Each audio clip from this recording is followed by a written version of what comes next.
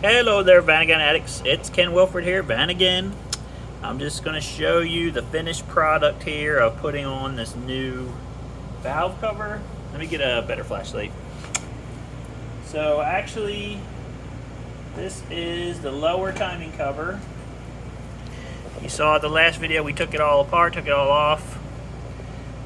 We put everything back together, got a brand new cover. You know, I think it was for the best because trying to take this old cover off, you a lot of times bend it, okay?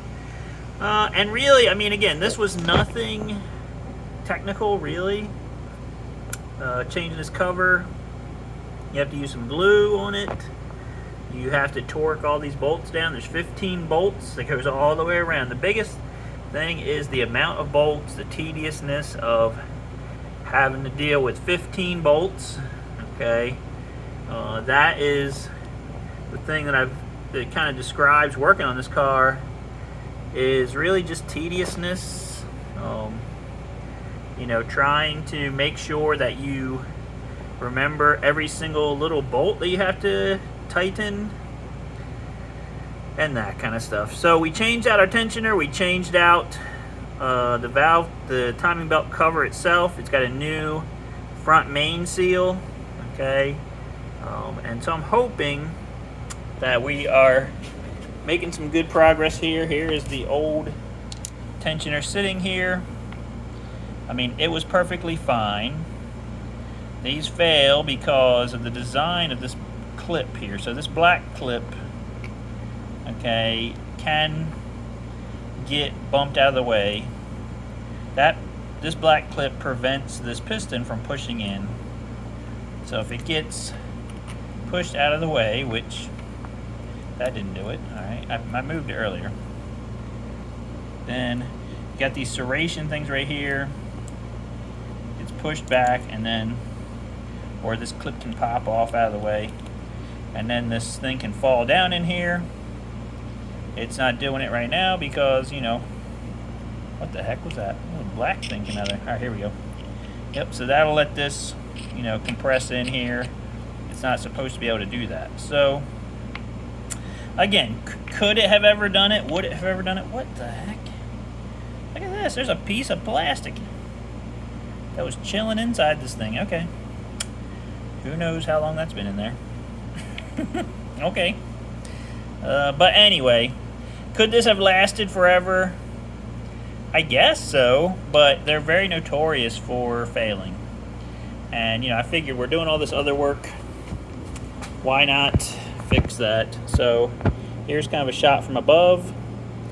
We've got that all put back together. Now we just got to put this turbo flange thing back on, and our big main pulley, and then I can pull the motor back up with our motor puller tool, get it lined up for our motor mounts and all that good stuff. So that's kind of where we're at next.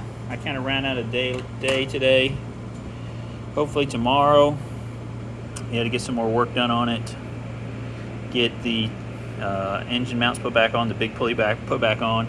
I'm still waiting on this one stupid little plastic piece for this. I ordered it once from one of my suppliers, and it's not getting shipped out.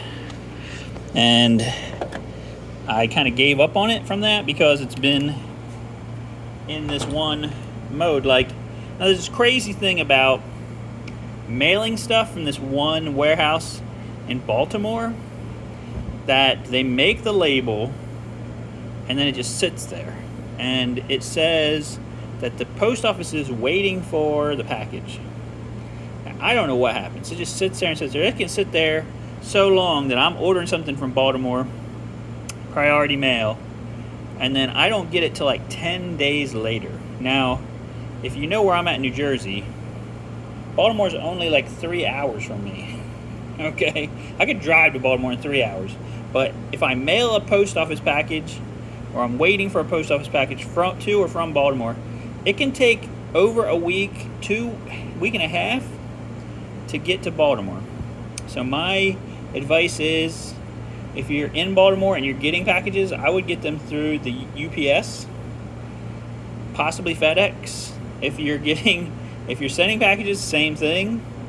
Avoid the post office. The same thing I found actually with Chicago that I mailed a priority mail envelope to a customer in Chicago, and it took an entire month to get to him priority mail.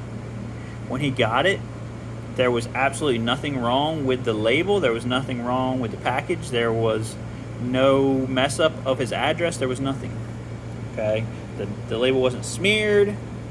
It just went somewhere and sat for a month, and then when somebody got bored of looking at it, it got delivered. So yeah. So anyway, so that's my advice if you live in Baltimore, live in Chicago. My number one advice would be to move. Number two advice would be to, if you're shipping things, don't use the post office if you care about time frame. All right, so that's it for today. Sorry about my post office rant, but we are making good progress. So hopefully tomorrow we'll get that. We're supposed to get that extra part today. I overnighted it from California. I don't have problems with that. Get overnights from California. Baltimore? Nope. All right, but anyway, so please like, share, subscribe. I know it wasn't a lot of progress to show today. I could have shown you, cutting the, I tie wrapped the chains up, I cut the chains, I put the new tensioner on, but again, this was very easy peasy stuff. Like that part of it, the timing chain tensioner replacement was easy. Took 15 minutes. Taking this dumb crap apart, putting this dumb crap back together with the 6 million thousand bolts, that took like an hour. It's so stupid. So anyway, all right, so thank you guys for encouraging me. We'll keep going on this, and we'll see you on the next video.